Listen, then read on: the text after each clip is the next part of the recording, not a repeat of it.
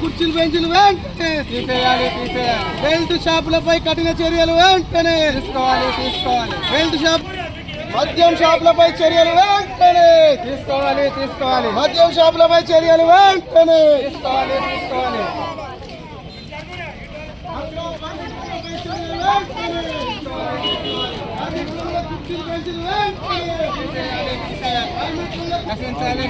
నశించాలి ప్రభుత్వం మద్యం పాలసీ. తీసివేయాలి పర్మిట్ రూమ్ లో కుర్చీలు బెంచీలు వెంటనే చర్యలు తీసుకోవాలి. అక్రమ సిట్టింగ్ నిర్వహిస్తున్న పర్మిట్ రూమ్లపై అక్రమ బెల్ట్ షాపులపై చర్యలు వెంటనే తీసుకోవాలి. నశించాలి ప్రభుత్వ మద్యం విధానం. నశించాలి.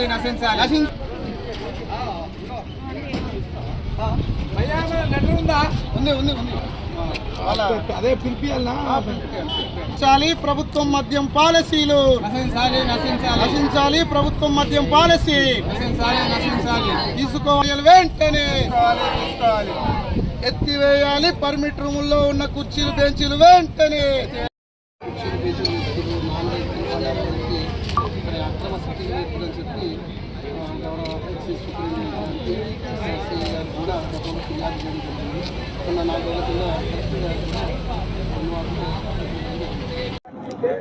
ఏదైతే కాంగ్రెస్ ప్రభుత్వం తన ఎన్నికల మేనిఫెస్టోలో మేము అధికారంలోకి వచ్చిన తర్వాత రాష్ట్రంలో ఎక్కడ కూడా బెల్ట్ షాపులు ఉంచాం, మరి క్రమేపీ మద్యంపై నియంత్రణ విధించి మద్యపాన నియంత్రణ దిశగా కొనసాగుతామని చెప్పి ఎన్నికల్లో హామీ ఇచ్చిన కాంగ్రెస్ ప్రభుత్వం నేడు తీరా అధికారంలోకి వచ్చిన తర్వాత గత ప్రభుత్వ విధానాలనే అవలంబిస్తూ ఏదైతే పర్మిట్ రూమ్లలో కుర్చీలు బెంచీలు వేయొద్దు అనే నిబంధన ఉన్నదో దాన్ని ఉల్లంఘిస్తున్నా మరి చూసి చూడనట్టు ఉంటూ ఏదైతే ఈ బెల్ట్ షాపులు ఇంకా రువ్వడిగా వాడవాడలా పల్లెపాలెలా మరి ఎన్ని వెలుస్తున్నా మరి వాటిపై ఎలాంటి చర్యలు తీసుకోకుండా కేవలం మద్యం అమ్మకాల మీదనే ఆ మద్యంపై వచ్చే ఆదాయం మీదనే మరి ప్రభుత్వాలు నడుపుకోవాలని చూడడం సిగ్గుసేటు.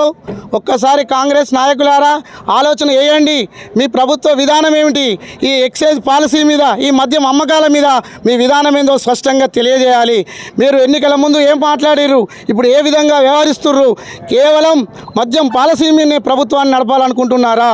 మరి ఇప్పటికీ రాష్ట్రంలో ఈ మద్యం విధానాల వలన అనేక కుటుంబాలు చిన్న భిన్నమై మరి యువకులు ఎంతోమంది ప్రాణాలు కోల్పోతున్నా, కుటుంబాలు రోడ్ల పాలవుతున్నా మరి ఏమాత్రం పట్టించుకొని ఈ ప్రభుత్వాలు మరి రోజు రోజుకు ఇంత విచ్చలవిడిగా మద్యం వాడలా ఎక్కడ పడితే అక్కడ ఈ రాష్ట్రంలో మంచి నీళ్ళకు కొదవ ఉంది కానీ మద్యానికి కొదవ లేదన్న చందంగా మరి కొనసాగుతూ ఉన్నది.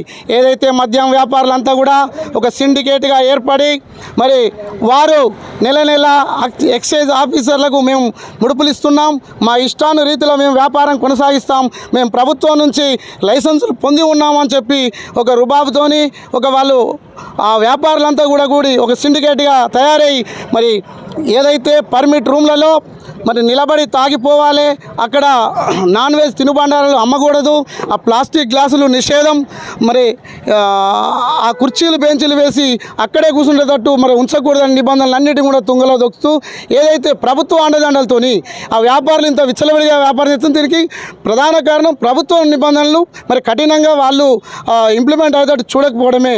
మేము చెప్తా ఉన్నాం, ఈ 2 రోజుల్లో కనుక పర్మిట్ రూముల్లో ఉన్న కుర్చీలు బెంచీలు తీసివేయకపోతే ఇక్కడే ఈ కలెక్టరేట్ ఆవరణలోనే మరి ఇక్కడ పెద్ద ఒక టెంట్ వేసి రిలే నిరాహార దీక్షలు మొదలు పెడతాం.